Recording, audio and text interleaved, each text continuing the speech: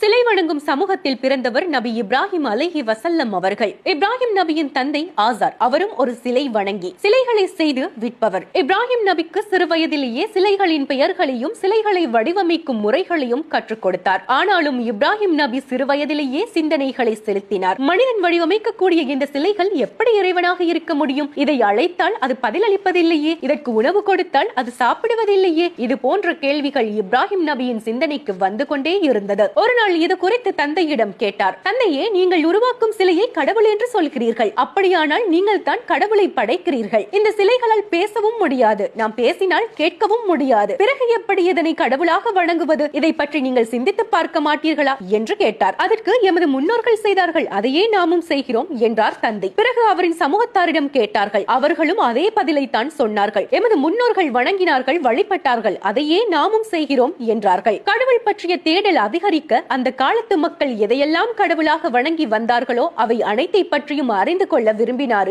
இப்ராஹிம் நபி. அப்போதுதான் இருள் சூழ்ந்த இரவில் மின்னிக் கொண்டிருந்த ஒரு நட்சத்திரத்தை கண்டு இது என் இறைவனாக இருக்குமோ என்று தம் மக்களை கேட்க, அது மறையவே மறையக்கூடியது எப்படி இறைவனாக இருக்க முடியும் என்றார். பிறகு சந்திரனை பார்த்து இது என் இறைவனாக இருக்குமோ என்று கேட்டார். அதுவும் மறையவே, எனது இறைவன் எனக்கு நேரான வழியை அறிவிக்காவிட்டால் வழி தவறிய மக்களில் நானும் ஒருவனாகி விடுவேன் என்று கூறினார். பின்னர் உதயமான பளிச்சிடும் சூரியனை கண்டு இது மிக பெரிதாக இருக்கிறது, இது என் இறைவனாக இருக்குமா என்று கேட்டார். அதுவும் அஸ்தமமாக, இந்த நட்சத்திரம், சந்திரன், சூரியன் அனைத்தையும் யாரோ ஒருவரின் படைப்பு, அவனின் கட்டளைப்படியே இவைகள் இயங்குகின்றன. ஆகவே இவற்றினை இயக்கக்கூடியவன் தான் எமது இறைவன், நாம் அவனுக்கு எதையும் இணை வைக்க கூடாது என்று மக்களை நோக்கி சொன்னார். ஆனாலும் சிலை வணக்கத்தில் மூழ்கி இருந்த அந்த மக்கள் அதனை கேட்பதாக இல்லை. இப்ராஹிம் நபி அவர்கள் கடவுளை தேடுவதில் இறுதி இலக்கை அடைந்த போது இந்த உலகத்தையும் அதில் உள்ளவற்றையும் படைத்து பரிபாலிப்பவன் அல்லாஹ் ஒருவன் மட்டுமே என்று அவர் முடிவுக்கு வந்தார். அல்லாஹ்வும் அவரை நபியாக, தன்னுடைய தூதராக ஏற்றுக்கொண்டான். அன்றிலிருந்து அறியாமையில் இருந்த தம் மக்களை நேர்வழிப்படுத்த பல முயற்சிகளை எடுத்தார். இதனால் தம் சமூகத்தில் கடும் எதிர்ப்பை சந்தித்தார்.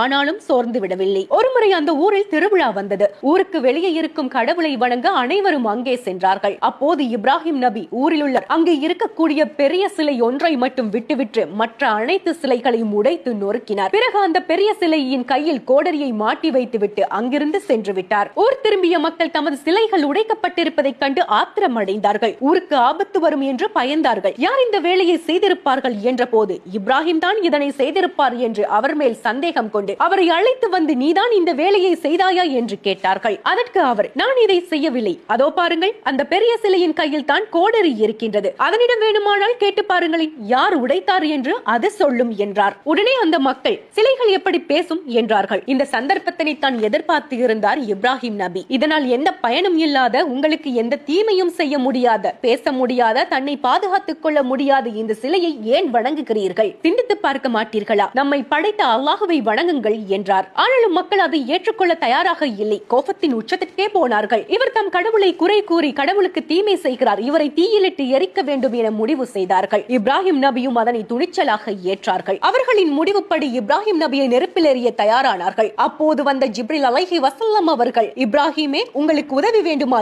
என்று கேட்டார்கள். ஆனால் இப்ராஹிம் நபியோ, எனது இறைவன் போதுமானவன், எனக்கு யாருடைய துணையும் வேண்டாம் என்றார்கள். இப்ராஹிம் நபி அவர்கள் நெருப்பில் எறியப்பட்டார்கள். அல்லாஹ்வின் மீது கொண்ட நம்பிக்கையினால் அந்த நெருப்பு அவர்களை எந்த அளவும் சுட்டு எரிக்கவில்லை. அந்த நெருப்பு இப்ராஹிம் நபிக்கு குளிர்ச்சியாகவும் இதமாகவும் இருந்தது. நெருப்பு முழுக்க எரிந்து முடிந்ததும் சிறிய காயம் கூட இல்லாமல் இப்ராஹிம் நபி எழுந்து நடந்து வந்தார்கள். அதனை பார்த்த மக்களுக்கு அதிர்ச்சியாகவும் ஆச்சரியமாகவும் இருந்தது.